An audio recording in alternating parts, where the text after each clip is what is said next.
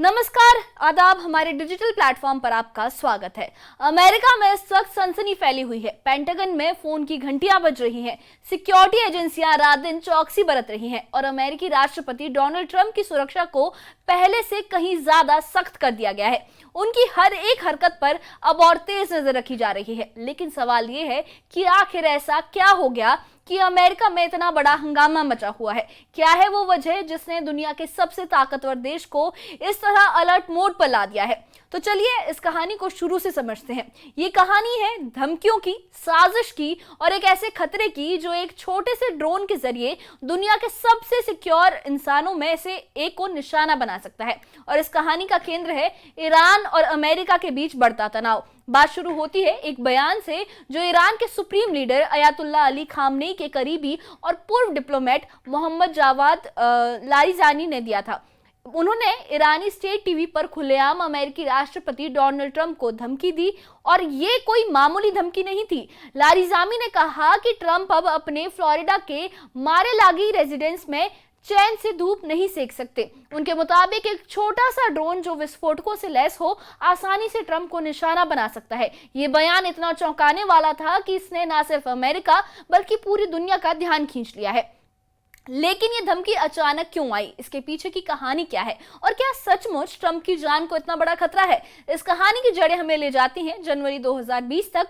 उस वक्त अमेरिका ने एक ऐसा कदम उठाया जिसने ईरान को हिलाकर रख दिया था। अमेरिकी ड्रोन हमले में ईरान के सबसे ताकतवर सैन्य कमांडर जनरल कासिम सुलेमानी को मार गिराया गया।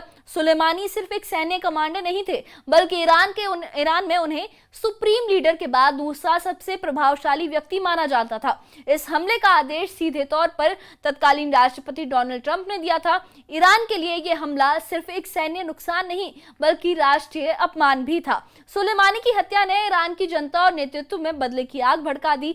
सड़कों पर लाखों लोग उनके जनाजे में शामिल हुए थे और सुप्रीम लीडर अली खामनेई ने खुलेआम अमेरिका से बदला लेने की कसम भी खाई थी। लेकिन यह गुस्सा यहीं नहीं रुका। हाल ही में जून 2025 में अमेरिका ने एक बार फिर ईरान के खिलाफ बड़ा कदम उठाया। अमेरिकी B-2 स्टिल्थ बॉम्बर्स और बंकर बस्टर बमों ने ईरान के 3 बड़े परमाणु ठिकानों फोर्डो, नतांज और इस्फहान पर हमला किया। ट्रंप ने दावा किया कि इन हमलों ने ईरान के परमाणु कार्यक्रम को पूरी तरह से तबाह कर दिया। लेकिन पेंटागन की एक खुफिया रिपोर्ट के बाद को छोड़ दें अगर, तो हाल ही के महीनों में अमेरिका ने ईरान के परमाणु ठिकानों पर हमले किए हैं, जिसके बाद ईरान और गुस्से में आ गया है और अब ये धमकी सामने आई है। ट्रंप ने इस धमकी का जवाब हल्के फुल्के अंदाज में दिया और उन्होंने कहा कि मैं धूप सेकता ही नहीं हूं, मैंने 7 साल की उम्र के बाद कभी सनबाथ नहीं किया। लेकिन हो सकता है कि एक धमकी हो या शायद नहीं, मैं इसे हल्के में नहीं ले रहा। ट्रंप की इस हल्की फुल्की टिप्पणी के पीछे की गंभीरता साफ थी। उनकी सुरक्षा को लेकर अमेरिकी खुफिया एजेंसियां अब हाई अलर्ट पर है, क्योंकि ये कोई पहली बार नहीं है जब ट्रंप की जान को खतरा हुआ हो। 2024 में FBI और डिपार्टमेंट ऑफ जस्टिस ने ईरानी इस्लामिक रेवोल्यूशनरी गार्ड्स कॉर्प्स की एक साजिश को नाकाम किया था, जिसका मकसद ट्रंप की हत्या करना था। और 2022 में अमेरिका के पूर्व राष्ट्रीय सुरक्षा सलाहकार जॉन बोल्टन को भी निशाना बनाने की कोशिश की गई थी। अब बात करते हैं उस खतरे की जो इस धमकी को इतना खतरनाक बनाता है, और वो है ड्रोन। पिछले कुछ सालों में ईरान ने अपनी ड्रोन टेक्नोलॉजी को इतना ज्यादा उन्नत कर लिया है कि ये पश्चिम एशिया में युद्ध के मैदान में सबसे खतरनाक हथियार बन गए हैं। सिर्फ 10 साल पहले तक ईरान के पास गिनती के ड्रोन थे, लेकिन आज उनके पास ऐसे ड्रोन हैं जो कम ऊंचाई पर उड़ सकते हैं, रडार से बच सकते हैं और यहाँ तक कि GPS जैमिंग से भी प्रभावित नहीं होते हैं। उदाहरण के लिए ईरान का शाहिद 136 ड्रोन है जो कम ऊंचाई पर उड़ता है और रडार को चकमा दे सकता है। फिर अबाबील ड्रोन है जो लंबी दूरी तक मार सकता है और मोहिजर्ड 6 जो GPS जैमिंग से बेअसर रहता है। लेकिन सबसे डरावनी बात यह है कि ईरान अब छोटे छोटे कामिकाज़े ड्रोन पर भी काम कर रहा है। ये विस्फोटकों से लैस ड्रोन होते हैं जिन्हें आसानी से तस्करी के जरिए कहीं भी पहुंचाया जा सकता है। अगर ये किसी स्लीपर सेल के हाथ लग जाएं, तो ट्रंप जैसे बड़े टारगेट को निशाना बनाना कोई मुश्किल काम नहीं रह जाएगा।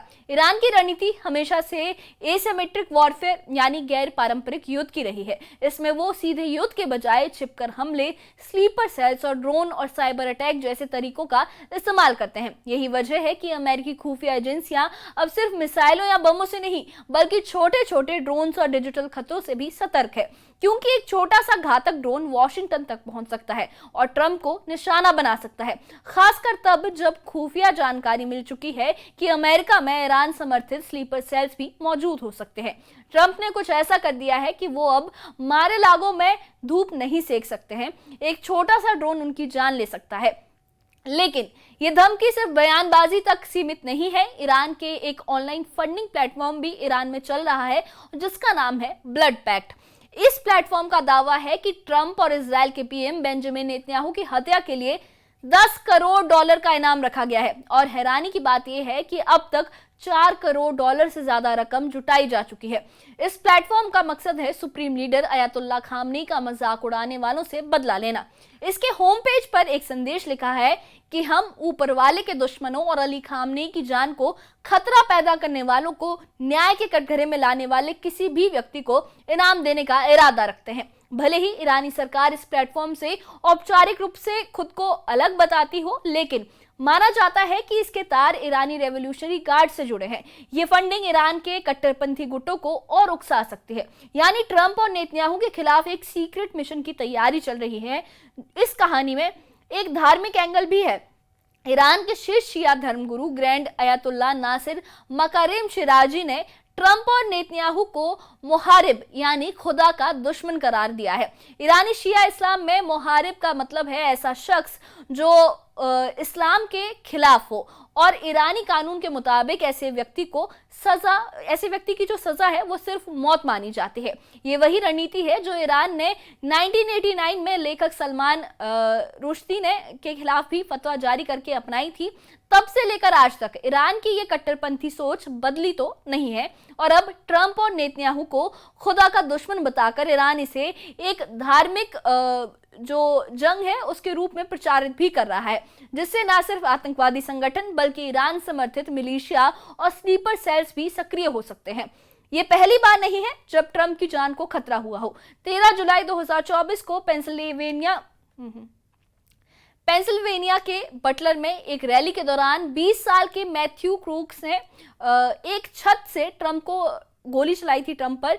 वो गोली ट्रंप के दाहिने कान को छूकर निकल गई थी। सीक्रेट सर्विस ने तुरंत हमलावर को ढेर कर दिया था, लेकिन इस घटना ने साबित कर दिया कि ट्रंप की सुरक्षा में सेंध लगाना नामुमकिन नहीं है। उस हमले में ट्रंप की जान बाल बाल बची थी, लेकिन आज हालात पहले से कहीं ज्यादा गंभीर है।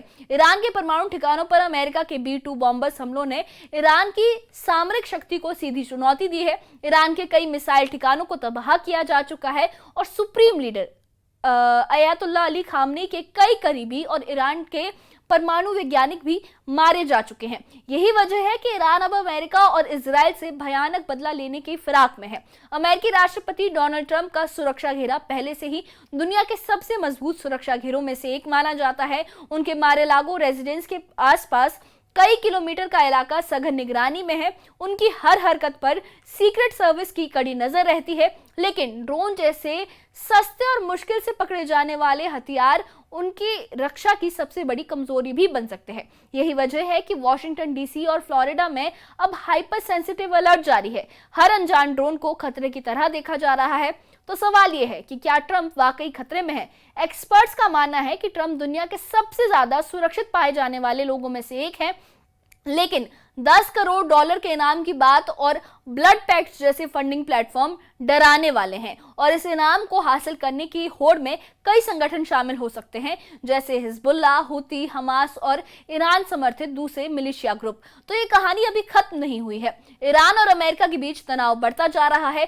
ट्रंप की सुरक्षा पहले से कहीं ज्यादा अहम हो गई है। क्या यह धमकी हकीकत बनेगी या सिर्फ एक डरावना शो रहेगी, ये तो वक्त ही बताएगा। लेकिन एक बात तो साफ है, ईरान की कट्टरपंथी सोच और उसकी ड्रोन ताकत एक ऐसी चुनौती है जिसे हल्के में नहीं लिया जा सकता। आप इस बारे में क्या सोचते हैं? हमें कमेंट बॉक्स में अपनी राय जरूर बताइए और इससे जुड़े अपडेट्स के लिए और ऐसी ही खबरों के लिए हमारे चैनल के साथ बने रहिए। हमारे चैनल को सब्सक्राइब करिए। शुक्रिया।